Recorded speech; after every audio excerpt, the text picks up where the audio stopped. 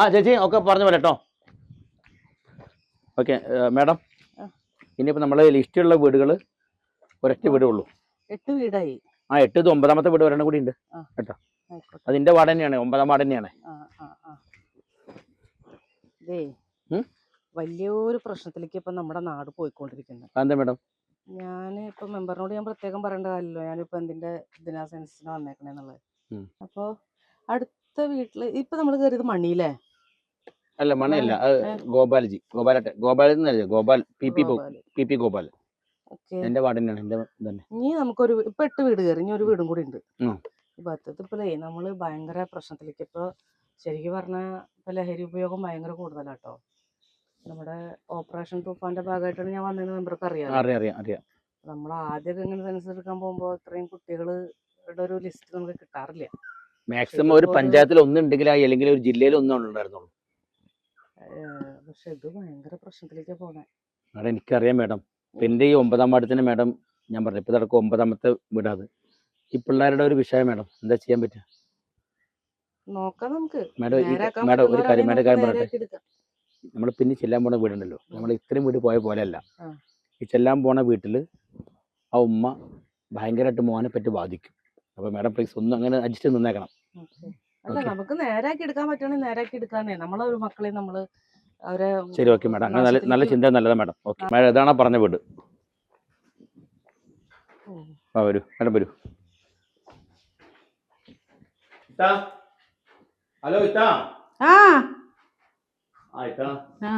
മെമ്പറെ നമസ്കാരം. ഞങ്ങളെ ഓപ്പറേഷൻ തൂഫാൻ എന്നുള്ള പദ്ധതി ഉണ്ടല്ലോ ഇപ്പൊ സർക്കാരിന്റെ. അപ്പൊ അതുമായി ബന്ധപ്പെട്ടുകൊണ്ട് ഈ ഡ്രഗ്സിനും മറ്റു സംഭവങ്ങളൊക്കെ അടിമപ്പെടുന്ന ചില ആളുകളുണ്ടല്ലോ ഈ സമൂഹത്തിൽ, അവരുമായി സംസാരിക്കാൻ വന്ന വേണ്ടാണ്. ഇപ്പൊ ഇങ്ങോട്ട് എന്ത് വന്നു? ഇവിടെ ഇപ്പൊ അതൊന്നും ഇല്ലല്ലോ. ഞങ്ങളേ ഇപ്പോ പുതിയ ഗവൺമെന്റിന്റെ ഒരു ഓപ്പറേഷൻ തൂഫാൻ ദ നർക്കോട്ടിക്സ് എന്ന് പറഞ്ഞിട്ടൊരു ഇതിന്റെ ഭാഗമായിട്ട് വന്നല്ലോ, ലഹരിക്കെതിരെ. അപ്പൊ ഈ വാർഡിൽ ഞങ്ങൾ ഏകദേശം ഒരു 8 വീടുകൾ കയറിയിട്ടുണ്ട്. അപ്പൊ ഞങ്ങൾക്ക് ഈ കുട്ടികളുടെ ഒക്കെ പേര് തരുന്നത് എക്സൈസിൽ നിന്നാണ്. അവരുടെ ഒരു സീക്രട്ട് ഇതാണ്. ഞങ്ങളെ പോലുള്ളവർക്ക് ഈ നമ്പർ കളക്ട് ചെയ്ത് തരും. ഞങ്ങളത് വന്ന് അന്വേഷിക്കുക എന്നുള്ളതാണ്. അപ്പോൾ ഇത്രയും കുട്ടികളല്ല, ഇതിൽ കൂടുതൽ കുട്ടികൾ ഇപ്പോൾ നിലവില്. മോന്റെ പേര് നിസാമാണ്. പക്ഷെ നിങ്ങൾ എന്താ ഇങ്ങോട്ട് വന്നത്? അതും പറഞ്ഞുകൊണ്ട് അതാണ് പറയുന്നത്. അപ്പോൾ ഇപ്പൊ ലഹരി സാധാരണ കുട്ടികള് ഇപ്പൊ ഒരു ബീഡി വലിക്കുക, സിഗരറ്റ് വലിക്കുക എന്നുള്ളതിലുപരി നിന്നും വളരെ അപകടകരമായ രീതിയിലേക്ക് ഇപ്പൊ കുട്ടികൾ പോയിക്കൊണ്ടിരിക്കുകയാണ്.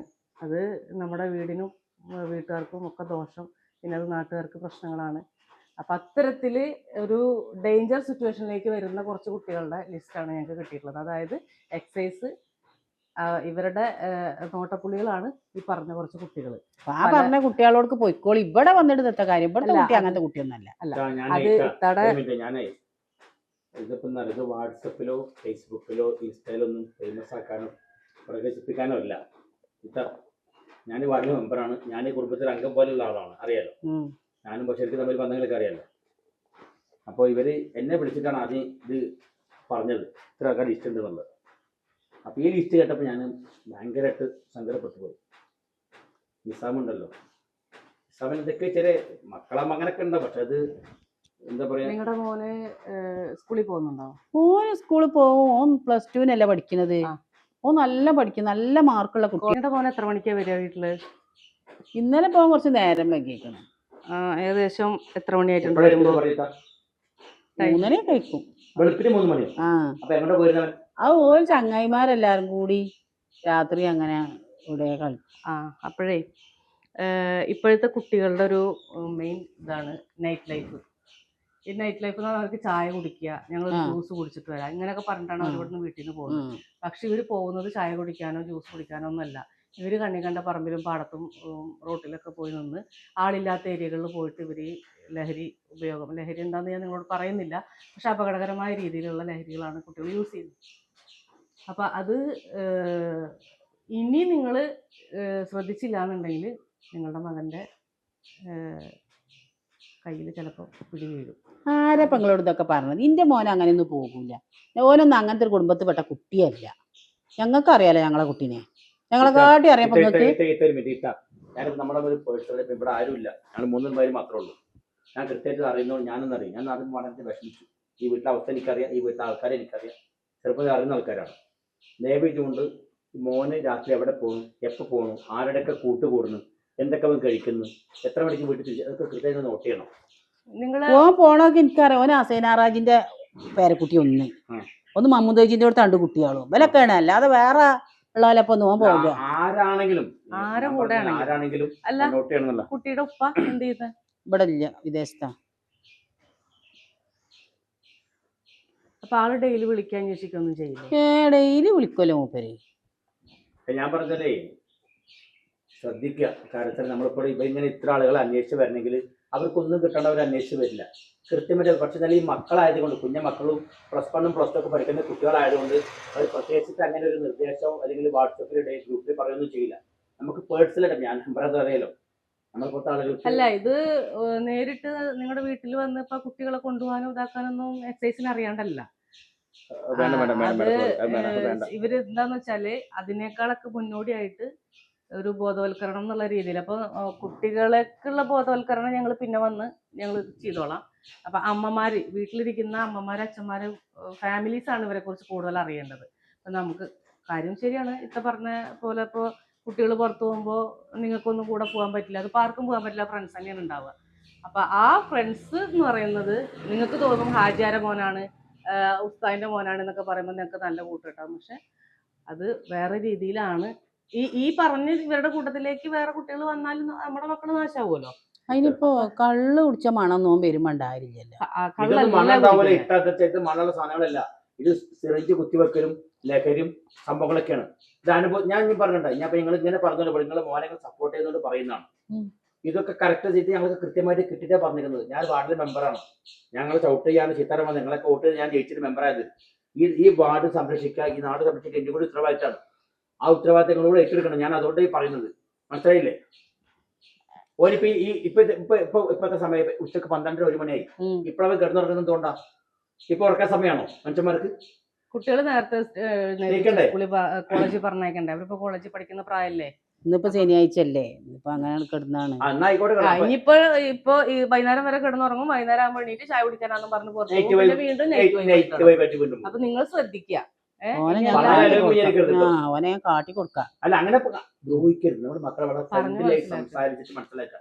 കാരണം ഇത് ദ്രോഹം എന്നുള്ളത് സമൂഹത്തിന് പ്രശ്നം എന്നുള്ള അവർക്ക് അറിയില്ല. അവർ കുഞ്ഞു മക്കളാണ്. അത് നമ്മൾ പറഞ്ഞ് ബോധവൽക്കരണം ചെയ്യണം. സൂചി വെക്കണം ഇപ്പൊ കജ്ജുമല്. സൂചി വെക്കണതുണ്ട്, അല്ലാത്ത തന്നെ കുറെ സാധനങ്ങൾ. അത് ഭയങ്കര പ്രശ്നം. ഇത് നാളെ എന്താ ഉണ്ടാവുക വെച്ചാല്, നാളെ നമ്മുടെ മക്കള് നമ്മളെ തന്നെ ഉപദ്രവിക്കുന്ന അവസ്ഥയിലേക്ക് എത്തും. അപ്പൊ നിങ്ങൾ ആരെ ആശ്രയിക്കുക? ഒന്നുകിൽ പോലീസ് സ്റ്റേഷനിലേക്ക് വിളിക്കും, അല്ലെങ്കിൽ അപ്പൊ അങ്ങനത്തെ കാര്യങ്ങള് ഇല്ലാതിരിക്കാൻ വേണ്ടിയിട്ട് നാളെ നമ്മുടെ മക്കള് നമ്മൾക്ക് നേരെ തന്നെ വാളോങ്ങും കയ്യോങ്ങും എന്തിന് വാക്കുകൊണ്ട് പോലും എതിർക്കുമ്പോ തന്നെ നമുക്ക് സഹിക്കാൻ പറ്റാത്ത. ഞാനും ഒരു അമ്മയാണ്. കുറച്ച് ദിവസമായിട്ടേ ഒരു വല്ലാത്തൊരു ദേഷ്യാണ്. ഒരു ദേഷ്യണ്ട്, എന്താണ് പറഞ്ഞാലും ഓനൊരു ദേഷ്യാണ്. അപ്പൊ ഞാൻ ഓന്റെ ഉപ്പാനോട് പറഞ്ഞേ, പൈസ ഒക്കെ ഇങ്ങനെ ചോദിച്ചുമ്പോ ഞാൻ പറയും ഇവിടെ പൈസ ഇല്ല, അങ്ങനെ പൈസ ചോദിച്ചാല് അത് കൊടുത്തില്ലെങ്കിൽ ഓൻ ഇവിടെ കിടന്ന് തമർത്തും.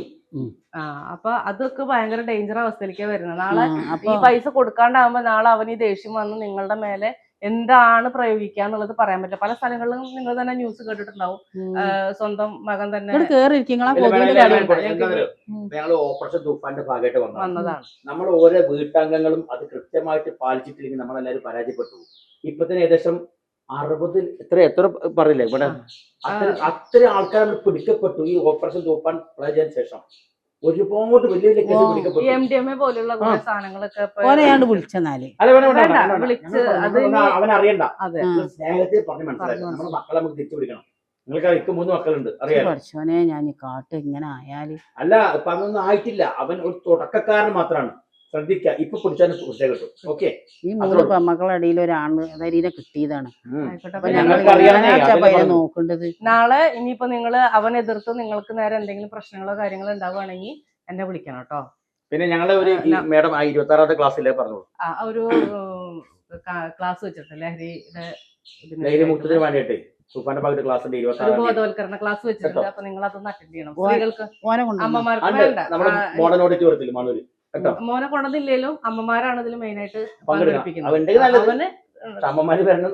അവൻ വരില്ല, അവ ഇതറിഞ്ഞാ വരില്ല. അപ്പൊ ആദ്യത്തെ മെമ്പർ ഇനി കാട്ടോനെ ടെൻഷൻ അടിക്കണ്ട കേട്ടോ. ശ്രദ്ധിക്കാം. അപ്പൊ എന്തെങ്കിലും നിങ്ങൾ കേറി കുറച്ച് വെള്ളത്തെ ഉണ്ടാക്കി തരേ. കാര്യങ്ങൾ ബോധ്യപ്പെട്ടല്ലോ, അത് മതി. ഓപ്പറേഷൻ തൂഫാന്റെ ഭാഗമായിട്ട് നിൽക്കുക. വീട്ടമ്മമാരാണ് ശ്രദ്ധിക്കേണ്ടത്. നമുക്കൊക്കെ പരിധിയുണ്ട്. മാഷ് പറഞ്ഞ പോലെ 1000 അടി നടക്കാൻ അടിയെന്ന് തുടക്കം വീട്ടിൽ നിന്ന് തുടങ്ങേണ്ടത്. കേട്ടല്ലോ. വില പറഞ്ഞിട്ടൊന്നും പേര് വില പറഞ്ഞിട്ട് നിങ്ങളൊന്നും പേര് നമുക്ക് ഓനോടൊന്ന് വർത്താനം പറയാം. ഞാൻ പറയുന്നില്ല, നിങ്ങൾ പറഞ്ഞാൽ നിങ്ങൾ പറഞ്ഞാൽ ഞാൻ പറഞ്ഞ കേൾക്കൂല. ഞാൻ വരാം. ഞാൻ മേഡത്തെ വിടട്ടെ. മേഡത്തെ ബസ്സിന് സമയമായി. ആയിക്കോട്ടെ, ശരി. അതെ, അവരവരുടെ മോനെ ന്യായീകരിക്കുകയാണ്. അപ്പൊ അത് പച്ചക്കൻ ചൂടാവുന്നുണ്ടെങ്കിൽ ഭയങ്കര പ്രശ്നമാണ്.